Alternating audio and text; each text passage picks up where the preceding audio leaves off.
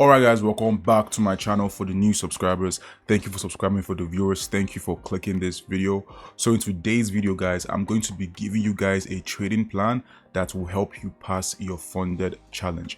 Now guys, this is the trading plan that I'm using, so let's jump straight into it. Now guys, when it comes to your trading plan, I like to keep things very simple, right? Because that is my goal with this channel, is to help you guys learn trading very simple. Now in my trading plan, the first step I do is to read the Candlestick Bible 1 to 2 times a week.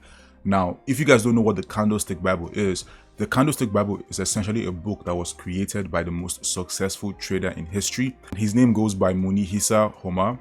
Now, this person here is the most successful trader, and he has been able to make $10 billion trading, right? So his methodologies is all in this book.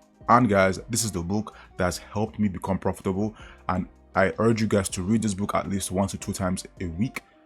Basically 24 to 48 pages daily. If you want to read it 2 times a week, 48 pages. If you want to read it 1 time a week, 24 pages. Really that simple. Now guys, the next step in my trading plan is to look at a signal from multiple angles and be quick with your precision. Right, so an example of this is very simple. So right here on my chart, I have the NZD-JPY. Now guys, on the 4-hour time frame, you notice that price is technically creating, lower lows, lower highs, lower lows, lower highs, essentially a downtrend. But guys, you have to understand that overall on the daily time frame, price came to test this trend line on the daily time frame, which has been proven to bounce back whenever price touches it. So if price is creating downtrends here, obviously when price comes to this trend line, there's a higher probability that price is looking to buy up from that area. So that's what I mean by looking at signals from multiple angles. The next step guys is to simply wait for daily to show you when it wants to trend. How? Answer this question daily, right? So essentially what I mean by this is guys, whenever the daily wants to start trending, it always gives a signal, right? So an example of this is, for example, here price came, gave a shooting star, and as you can see, price shot all the way up. Price came here, gave you a bearish engulfing plus a evening star, and as you can see, price sold all the way down. So it's all about knowing how price action works and knowing exactly what the candlestick is telling you, right? Now after that guys, the next step is now the entry signal. As you can see guys, my trading plan is very short, right? Because at the end of the day, this trading plan reflects 3 years of experience, right? So now with my entry signals guys, I only use 4 types of entry signals. Even though there's like 6 to 7, I only use 4, which is number 1, engulfing, number 2, pin hammer, I use big stops for that, and then number 3 is the false harami breakouts.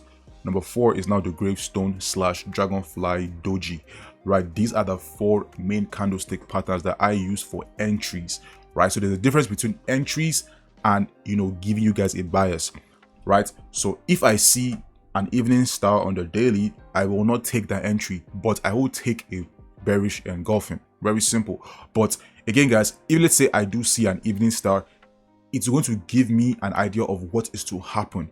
So based on that, I then now find an entry based on these 4 entry patterns here, right? And then enter based on that.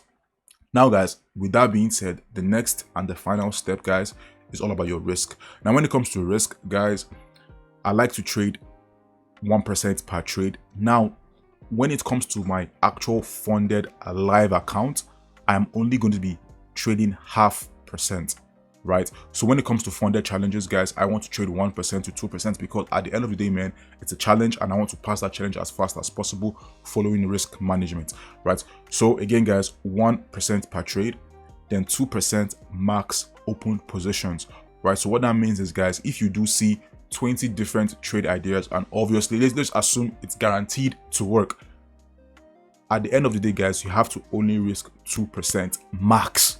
You feel me? Because that way guys, it's all about your risk. Because trust me guys, that 2% can make you 50% if you hold. You feel me? Now guys, the next thing in my risk trading plan is always target a 1 to 2 risk to reward, and then adjust for stop hunters, set buy and sell limits. Now, what I mean by this, guys, is very simple. Like I told you in my previous video, guys, putting your stop loss right below, candlesticks is not advisable because at the end of the day, man, price is going to patch that already. Price will come and take you out first, then go your way. Now, obviously, as you can see in this particular trade here, right, I use a very small stop loss. Now, the reason for this, guys, is because one of my favorite, candlestick pattern, which is the Harami false breakout. Essentially, this particular, candlestick pattern here is telling me that liquidity has been taken whenever I see this pattern.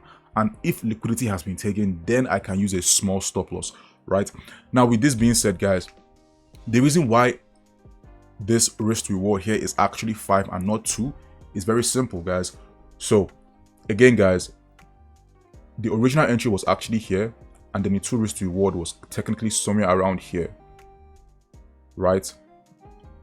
Now, if you notice in the trading plan, I said I literally said set a buy and sell limit and adjust for stop hunters. So essentially, guys, my buy and sell limits essentially just means me finding an entry below my entry, me finding a re-entry below my entry, right? So as you can see, the original entry was here, but then I waited for price to go in a drawdown, and then I entered based off of that. So that's the reason why price has, a 5 risk to reward instead of 2, right? So this is essentially how I kind of finessed the system, right? Because at the end of the day, guys, within the 1 to 2 risk to reward, price is likely going to go in a drawdown.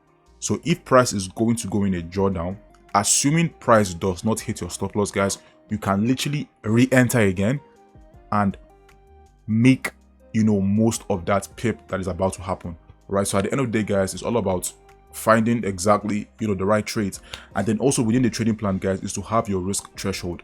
So essentially what that means is, guys, you're going to have a place where if price was to come to that area, you are allowed to pull out, right? So for me, it could be this box right here. So if price was to come to this box, then I can pull out, right? So a lot of people say, oh yeah, hold, all the way to TP and, don't pull out and things like that. And you guys think you're doing or you're becoming a great trader because you're holding to either TP or stop loss. But guys, at the end of the day, guys, the numbers reflect everything, right? So guys, like, if you lost because you held till TP and I won because I did not hold to TP, guess what happened? I'm up and you're down, right? So at the end of the day, guys, it's all about preserving your account and honestly just making money, right? And not losing money. Now, guys, the next step is cut your risk by half after 2 losing days. Now, the reason I have this is because, guys, obviously I risk almost 2% per trade. So if I was to lose 2 trades in a row, then I'm already down 4%. Right, so with that being said, I'm going to now cut my trades by half. So instead of me risking 2% now on a regular funded challenge account, I will now risk 1%, and vice versa in my live account. Instead of me risking 1%, I would then now risk 0.5%. Really that simple. And then, guys, use tight stops for dragon or gravestone dojis, right? So with gravestone dojis, guys, I love the gravestone doji because it really signifies that price, right, is in a really strong support or resistance zone. So an example of this is you can literally see right here. This is a typical gravestone doji, and essentially what this means is, price is in a very strong resistance zone, so you might as well use a very small stop loss. But guys, I still adjust for stop hunters. So if, let's say, I do want to enter a trade here, usually I'll put my stop loss maybe right below there. But guys, because again, like I said, stop hunters, you have to always account for stop hunters. I am going to put my stop loss somewhere around here and then, ride price or whatever. But essentially, guys, this is exactly what my trading plan is. And then the last step is, when in doubt, follow the trend and your trading plan. So guys, as you can see, this is literally it. It's a one, document file. Literally the words here are like barely 300 words. You feel me? So guys, it's all about keeping your trades stupid simple. And at the end of the day, it's all about your experience, right? Because this trading plan reflects 3 years of my experience in trading, right? So at the end of the day, guys, it's all about creating a plan and sticking to that plan, but creating the right plan. I hope you guys enjoyed this video and I hope you guys gained a lot from this. I will see you guys in the next video. Peace.